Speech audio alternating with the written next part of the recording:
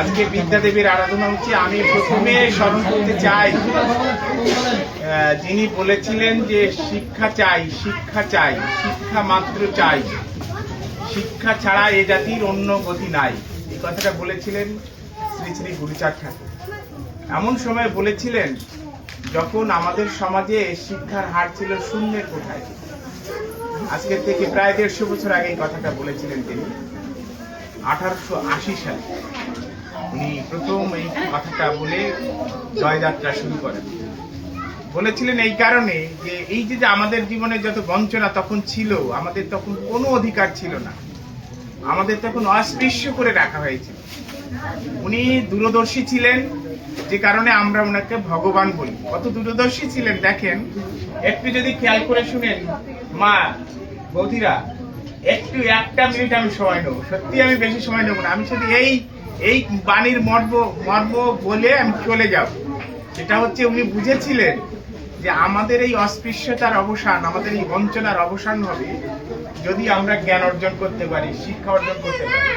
কারণ শিক্ষা এমন একটা সম্পদ, আপনারাই জানেন যে ছোটবেলায় যখন সন্তানকে আপনারা ওই যে একটা হয় না যে বিদ্যা মহাধন, এই ধন কেহ নাহি নিতে পারে কেড়ে, যতই করিবে দান ততই যাবে পেড়ে। এটা আমিও একটা কাঁচা টাকা দিয়ে লিখে শুরু করেছি শিক্ষা। তো এইটা এমন একটা ধন, বিদ্যা এমন একটা ধন, পৃথিবীর সব ধন দান করলে কমে যায়, বিদ্যা এমন একটা ধন দান করলে কমে না। কেউ ডাকাতি করে নিতে পারে না, চুরি করে নিতে পারে না। বলে এই বিদ্যার কথাটা গুরুচাঁদ ঠাকুর উপলব্ধি করে কিন্তু সেদিন বলেছিলেন শিক্ষা চাই, শিক্ষা চাই, শিক্ষা মাত্র চাই, শিক্ষা ছাড়া এ জাতির অন্য গতি নাই। আর মানব জীবনে একটু খেয়াল করে দেখেন, আমরা মানুষ, পৃথিবীতে আরো অসংখ্য প্রাণী আছে, আছে না? অসংখ্য প্রাণী। বলা হয় যে 84 লক্ষ রকমের প্রাণী আছে, আমাদের ধর্মগ্রন্থে বলে। কিন্তু আমি এই মানুষ ছাড়া অন্য কোনো প্রাণী শিক্ষা অর্জন, বিদ্যা অর্জনের জন্য কোনো সুযোগ নাই। তার মুখে ভাষা নাই, সেই ভাষায় বর্ণমালা নাই, তার জন্য স্কুল নাই, কলেজ নাই, বিশ্ববিদ্যালয় নাই। সেই হিসাবে মানুষ হচ্ছে পৃথিবীর সর্বশ্রেষ্ঠ জীব। কেন সর্বশ্রেষ্ঠ? সে যে প্রতিভা নিয়ে জন্মায়, সেই প্রতিভা তার প্রতিনিয়ত বিকশিত হয়।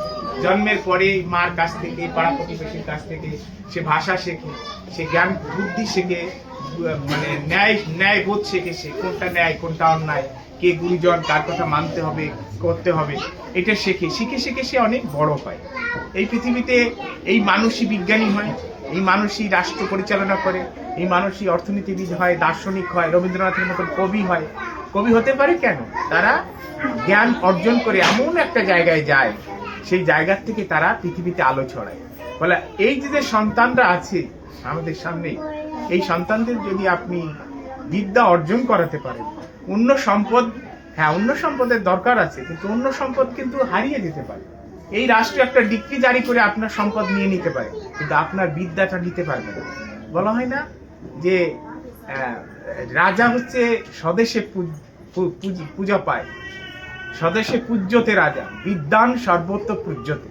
আপনি যদি আপনার এই কত মানুষ আমাদের সমাজে যারা আমেরিকায় গিয়ে প্রতিষ্ঠিত হয়েছে, পৃথিবীর বিভিন্ন দেশে প্রতিষ্ঠিত, যারা পৃথিবীর বিভিন্ন দেশে বিশ্ববিদ্যালয়ের শিক্ষক, এই সমাজের গুরুচাঁদ ঠাকুরের সেই সন্তানেরা, তাহলে আপনি যদি আপনার সন্তানকে জ্ঞান দিতে পারেন, এই সম্পদটা অর্জন করাতে পারেন, তাহলে পৃথিবীর যেখানেই যান সে মাথা উঁচু করে দাঁড়াতে পারে, কোনো জায়গায় তার মাথা হেট হবে না।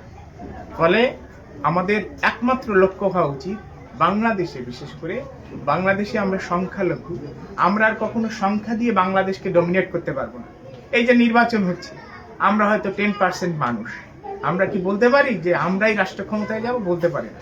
কিন্তু আমরা কি করতে পারি? আমরা করতে পারি জ্ঞান অর্জন করি, আমাদের কোয়ালিটি বাড়িয়ে, আমাদের গুণ অর্জন করি, আমরা এমন জায়গায় পৌঁছতে পারি, সেই গুণের কারণে আমাদেরকে এই রাষ্ট্র আমাদেরকে ডেকে নেবে, এই রাষ্ট্র পরিচালনার জন্য, এই রাষ্ট্রের অর্থনীতি ঠিক করার জন্য, এই রাষ্ট্রের রাজনীতি ঠিক করার জন্য, এই রাষ্ট্রের শিক্ষানীতি ঠিক করার জন্য, এই রাষ্ট্রের শ্রমনীতি ঠিক করার জন্য, কৃষিনীতি ঠিক করার জন্য আমাদেরকে ডেকে নেবে।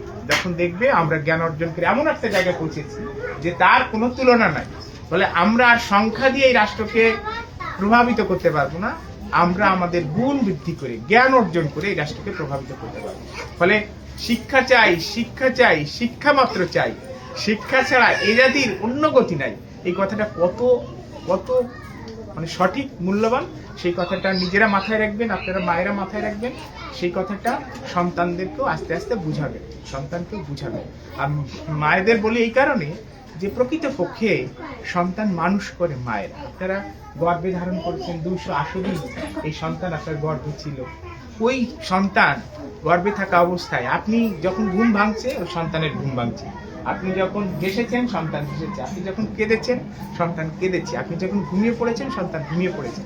ওই একই অভিন্ন সত্তা, সন্তান আর আপনি অভিন্ন সত্তা।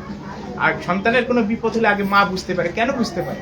সে তো অভিন্ন। আপনি যা খাইতেন সেই খাবার ওই সন্তানের ওই আপনার নাড়ি থেকে তার নাড়িতে ঢুকে যেত। কোন দিন আলাদা হয়েছেন? ভূমিষ্ঠ হবার পরে যখন নাড়িটা কাটে, সেই দিন আলাদা হচ্ছে। তার আগ পর্যন্ত একেবারে অস্তিত্বে একই অস্তিত্ব ছিল। তারপরে আস্তে আস্তে আস্তে আস্তে সে আপনার ওই নাড়িটা কাটার পরে আস্তে আস্তে আস্তে আস্তে সে অভিন্ন মানে একটা ভিন্ন সত্তা হিসেবে দাঁড়াই যাচ্ছে। কিন্তু সেই ভিন্ন সত্তা হিসেবে দাঁড়ালে ওই যে নারীর সম্পর্ক, ওটা কখনো ছিন্ন হয় না। ফলে মা, একটা অনুরোধ করলাম যে আপনি আপনার সন্তানকে প্রতিদিন এইভাবে জড়িয়ে ধরবেন, একেবারে জড়িয়ে ধরবেন। প্রতিদিন যদি জড়িয়ে ধরেন, তাহলে ওই সন্তান আর কোনোদিন বিপদগামী হবে না। মায়ের স্নেহ ভালোবাসা যদি কোনো সন্তান পায়, তাহলে সেই সন্তান আর কোনোদিন বিপদগামী হয় না।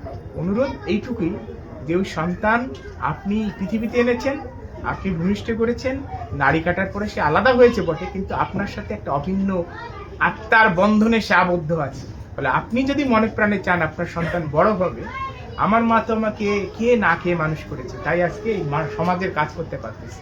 ফলে আমি আর কথা বাড়াবো না, কথা তো যত বলবো তত বাকি রয়ে যাবে। শুধু আজকের দিন, এই বিদ্যা অর্জনের দিনে এইটাই প্রার্থনা, এইটাই আপনাদের কাছে আবেদন যে সন্তানকে জ্ঞানী করেন, সন্তানকে বিদ্যা দেন, এমন ধন দেন যে ধন কেউ কেড়ে নিতে পারবে না, যে ধন দান করলেও বাড়ে, যে ধনের জন্য গুরুচাঁদ ঠাকুর তার সমগ্র জীবন সমাজকে দিয়ে গেছে। দাঁড়ে দাঁড়ে গিয়ে বলেছে, খাও বা না খাও তাতে দুঃখ নাই, ছেলে মেয়ে স্কুলে দাও, এই আমি চাই। সবাইকে নমস্কার।